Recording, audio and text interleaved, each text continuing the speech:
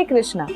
शास्त्रों के अनुसार एकादशी की उत्पत्ति स्वयं भगवान श्री कृष्ण से हुई है, इसलिए इस दिवस को माधव तिथि भी कहा जाता है। एकादशी व्रत का पालन करने से सभी पापों से मुक्ति मिलती है, साथ ही धर्म, अर्थ, काम और मोक्ष की भी प्राप्ति होती है। लेकिन सबसे महत्वपूर्ण बात ये कि इस व्रत के पालन से जीवन के परम लक्ष्य अर्थात अति दुर्लभ भगवत भक्ति की प्राप्ति होती है। तो इस लक्ष्य से आइए आज हम भी भविष्य उत्तर पुराण में वर्णित माघ मास के कृष्ण पक्ष में आने वाली षटतिला एकादशी के विषय में चर्चा करेंगे। सभी पापों को नष्ट करने वाली इस एकादशी की कथा मुनि श्रेष्ठ पुलत्स्य ने दालभ्य मुनि को कही थी। एक बार दालभ्य ऋषि ने पुलत्स्य ऋषि से पूछा, हे मुनिवर, मृत्यु लोक में रहने वाले जीव को नरक यातना से बचाने के लिए कौन सा उपाय श्रेष्ठ होगा? कृपया इसका ज्ञान दे।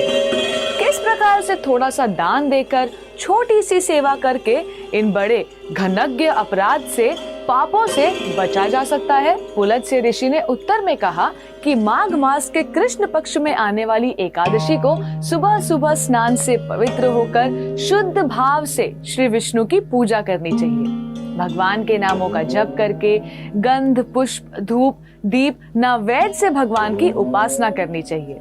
साथ ही हृदय पूर्वक भगवान से उनकी शरण ग्रहण करने की प्रार्थना करनी चाहिए। एक समय नारद जी ने भगवान श्री कृष्ण से यही प्रश्न किया था। तब भगवान ने उनसे कहा कि हे नारद, प्राचीन काल में पृथ्वी लोक पर एक बूढ़ी ब्राह्मणी रहा करती थी।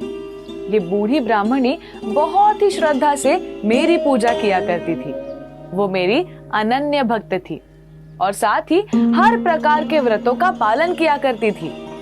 लेकिन इसने कभी देवताओं या ब्राह्मणों को अन्न या धन का दान नहीं किया था।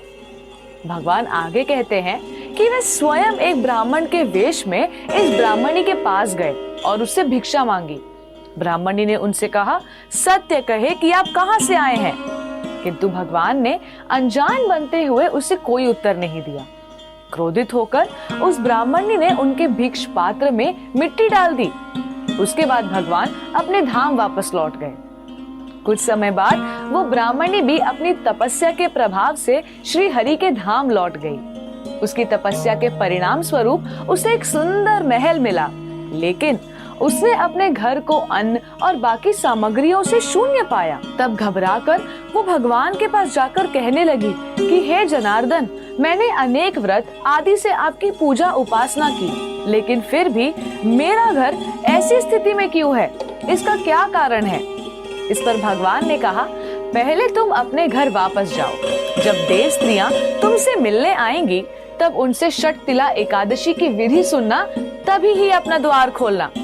घर वापस जाकर वो ब्राह्मणी देव स्त्रियां की प्रतीक्षा करने लगी और जब वे उसके घर आईं तो उनसे इस एकादशी का महात्म्य पूछने लगी। देव स्त्रियों द्वारा इस एकादशी की कथा सुनने के पश्चात ब्राह्मणी ने द्वार खोल दिया। उन देव स्त्रियों के कहने के अनुसार उस ब्राह्मणी ने षटतिला एकादशी का व्रत किया और इसके फलस्वरूप उसका घर अन्न आदि से युक्त हो गया।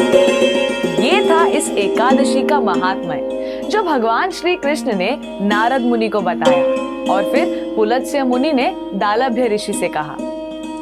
इस कथा से हम समझ सकते हैं कि ये व्रत इतना सशक्त है कि इससे दुर्भाग्य, दरिद्रता और अनेक प्रकार के कष्ट का नाश होकर मोक्ष की प्राप्ति होती है। विशेषकर इस एकादशी के दिन तिल का दान करना अत्यंत लाभदायी माना गया है। इस दिन तिल, वस्त्र और भोजन का दान करने से अच्छा स्वास्थ्य और आध्यात्मिक चेतना प्राप्त होती है। लेकिन किसी भी एकादशी के व्रत का पालन किसी लालच से बिल्कुल नहीं रखना चाहिए, बल्कि बहुत ही श्रद्धा और भक्ति भाव से रखना चाहिए।